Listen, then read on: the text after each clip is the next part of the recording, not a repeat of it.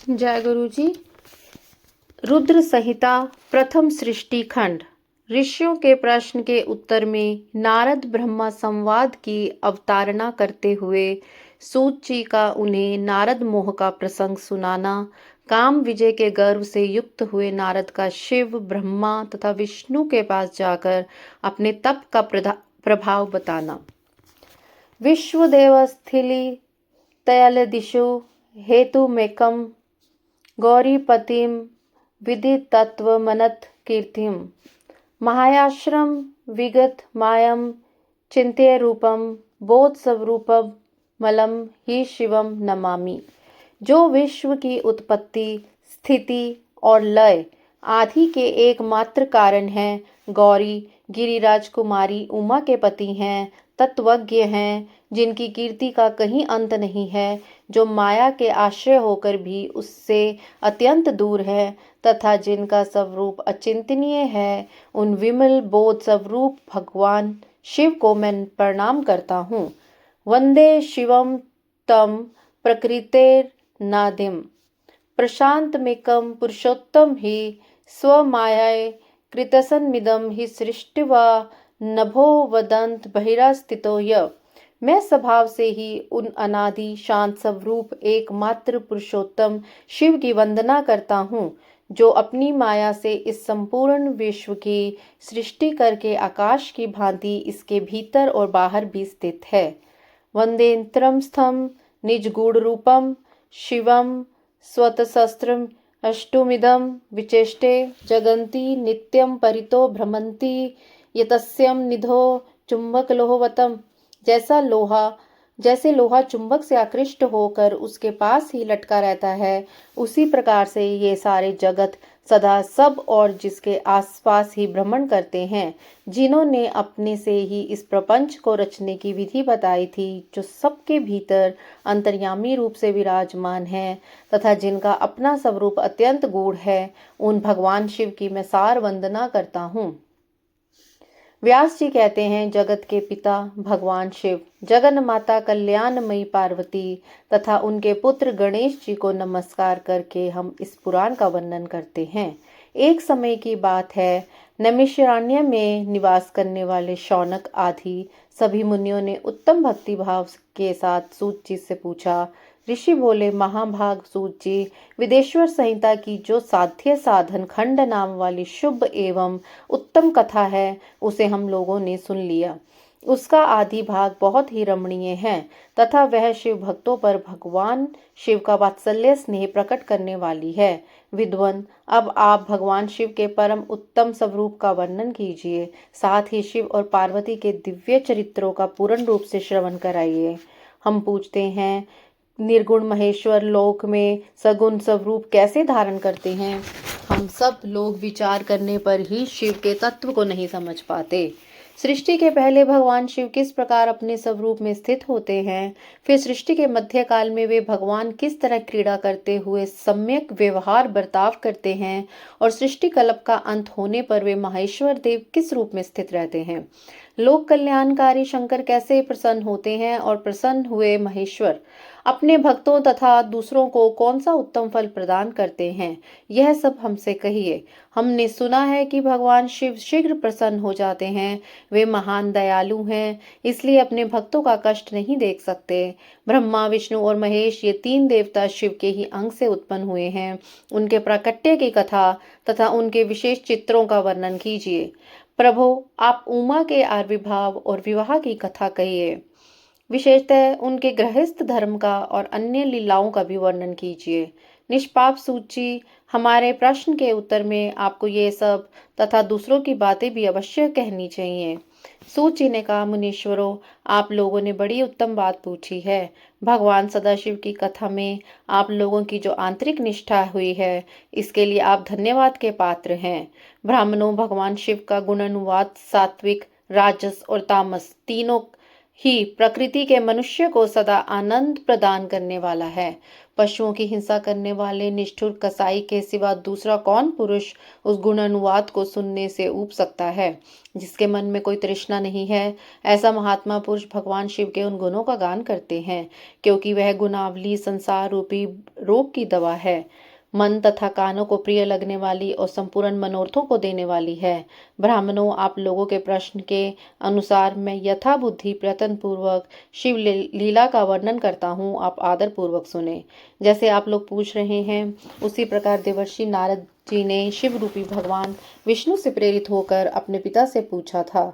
अपने पुत्र नारद का प्रश्न सुनकर शिव भक्त ब्रह्मा जी का चित्त प्रसन्न हो गया और वे उन मुनि शिरोमणि को हर्ष प्रदान करते हुए प्रेम पूर्वक भगवान शिव के यश का गान करने लगे।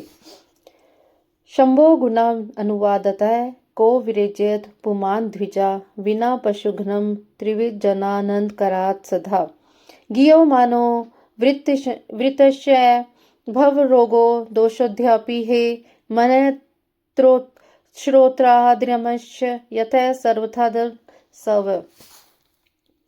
एक समय की बात है, मुनि शिरोमणि विप्रवर नारद जी ने, जो ब्रह्मा जी के पुत्र हैं, विनीत चित हो तपस्या में मन लगाया।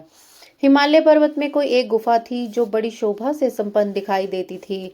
उनके निकट देव नदी गंगा निरंतर वेग पूर्वक बहती थी। वहां एक महान दिव्य आश्रम था जो नाना प्रकार की शोभा से सुशोभित था।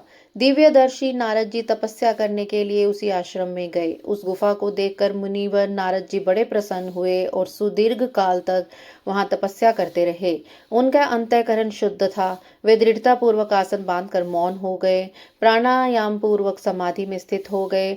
ब्राह्मणों, उन्होंने वह समाधि लगाई जिसमें ब्रह्मा का साक्षात्कार कराने वाला अहम ब्रह्मास्मि अर्थात मैं ब्रह्मा हूँ यह विज्ञान प्रकट होता है।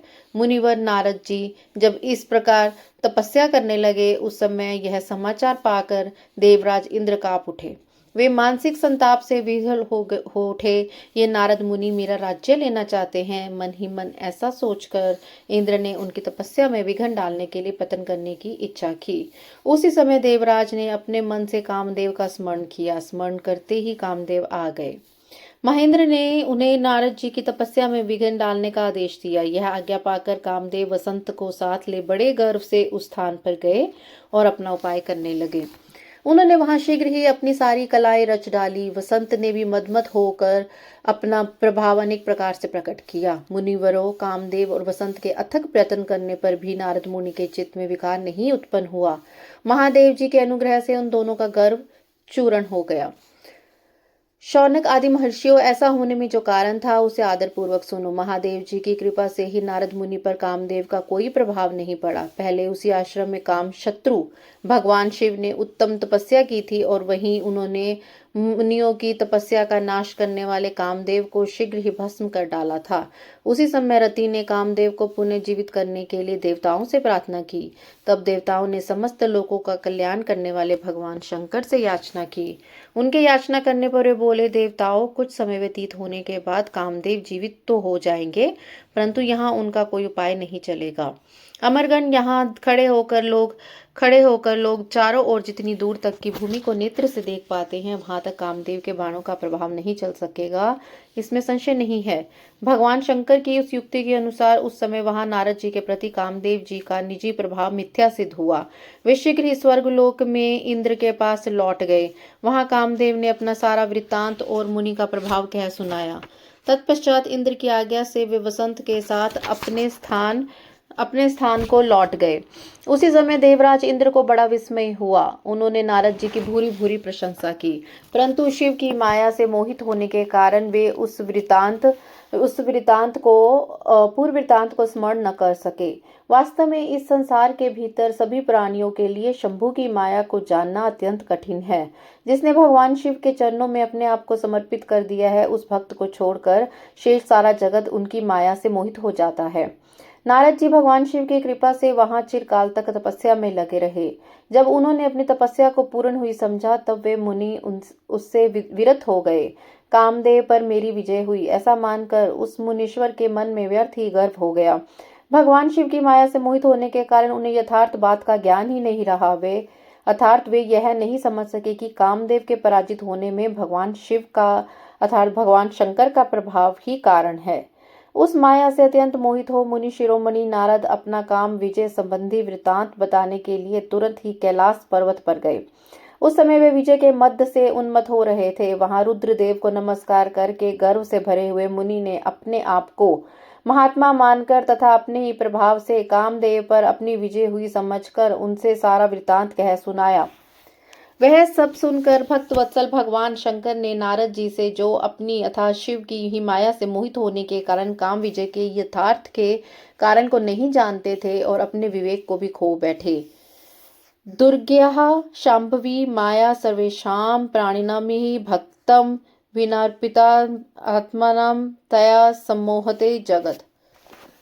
और कहा, रुद्र बोले, तात नारद, तुम बड़े विद्वान हो, धन्यवाद के पात्र हो, परंतु मेरी यह बात ध्यान देकर सुनो। अब से फिर कभी भी इस बात को कहीं मत कहना, विशेषतः भगवान विष्णु के सामने इसकी चर्चा कदापि नहीं करना। तुमने मुझसे अपना जो वृतांत बताया है उसे पूछने पर दूसरों के सामने न कहना। यह सिद्ध संबंधी वृतांत सर्वथा गुप्त रखने योग्य है, इसे कभी किसी पर प्रकट नहीं करना चाहिए। तुम मुझे विशेष प्रिय हो, इसलिए अधिक जोर देकर मैं तुम्हें यह शिक्षा देता हूँ और इसे ना कहने की आज्ञा देता हूँ, क्योंकि तुम भगवान विष्णु के भक्त हो और अनेक भक्त होते हुए भी मेरे अत्यंत अनुगामी हो। इस प्रकार बहुत कुछ कहकर संसार की सृष्टि करने वाले भगवान रुद्र ने नारद को शिक्षा दी। अपने वृतांत को गुप्त रखने के लिए उन्हें समझाया बुझाया, परंतु वे तो शिव की माया से मोहित थे, इसलिए उन्होंने उनकी ही दी हुई शिक्षा को अपने लिए हितकर नहीं समझा, अर्थात नहीं माना। तदंतर मुनि शिरोमणि नारद ब्रह्मलोक में गए। वहां ब्रह्मा जी को नमस्कार करके उन्होंने कहा, पिताजी, मैंने अपने तपोबल से कामदेव को जीत लिया है। उनकी यह बात सुनकर ब्रह्मा जी ने भगवान शिव के चरणाविंदों का चिंतन किया और सारा कारण जानकर अपने पुत्र को यह सबसे कहने से मना कर दिया, परंतु नारद जी शिव की माया से मोहित थे, अतएव उनके चित्त में मद का अंकुर जम गया था, उनकी बुद्धि मारी गई थी। इसलिए नारद जी अपना सारा वृतांत भगवान विष्णु के सामने कहने के लिए शीघ्र ही वहां से विष्णु लोक में गए। नारद मुनि को आते देख भगवान विष्णु बड़े आदर से उठे और शीघ्र ही आगे बढ़कर उन्होंने मुनि को हृदय से लगा लिया। मुनि के आगमन का क्या हेतु है, इसका उन्हें पहले ही पता था। नारद जी को अपने आसन पर बिठाकर भगवान शिव के चरणाविंदों का चिंतन करके श्री हरि ने उनसे पूछा। भगवान विष्णु बोले, तात, कहाँ से आते हो? यह किस लिए तुम्हारा आगमन हुआ है? मुनि श्रेष्ठ, तुम धन्य हो, तुम्हारे शुभ आगमन से मैं पवित्र हो गया। भगवान विष्णु का यह वचन सुनकर गर्व से हुए नारद मुनि ने मत से मोहित होकर अपना सारा वृतांत बड़े अभिमान के साथ कह सुनाया। नारद मुनि का वह अहंकार युक्त वचन सुनकर मन ही मन भगवान विष्णु ने उनकी काम विजय के यथार्थ कारण को पूर्ण रूप से जान लिया। तत्पश्चात श्री विष्णु बोले, मुनि श्रेष्ठ, तुम धन्य हो, तपस्या के भंडार भी हो, तुम्हारा हृदय भी उदार है। मुनि, जिसके भीतर भक्ति, ज्ञान और वैराग्य नहीं होते, उसके मन में समस्त दुखों को देने वाले काम, मोह आदि विकार शीघ्र उत्पन्न हो जाते हैं। तुम तो नैष्ठिक ब्रह्मचारी हो और सदा ज्ञान वैराग्य से युक्त रहते हो, फिर तुम में काम विकार कैसे आ सकता है? तुम तो जन्म से ही निर्विकार तथा शुद्ध बुद्धि वाले हो। श्री हरि की कही हुई ऐसी बहुत सी बातें सुनकर मुनि शिरोमणि नारद जोर जोर से हंसने लगे और मन ही मन भगवान को प्रणाम करके इस प्रकार बोले। नारद जी ने कहा, स्वामीन, जब मुझ पर आपकी कृपा है तब बेचारा कामदेव अपना क्या प्रभाव दिखा सकता है? ऐसा कहकर भगवान के चरणों में मस्तक झुकाकर इच्छा अनुसार विचरने वाले नारद मुनि वहां से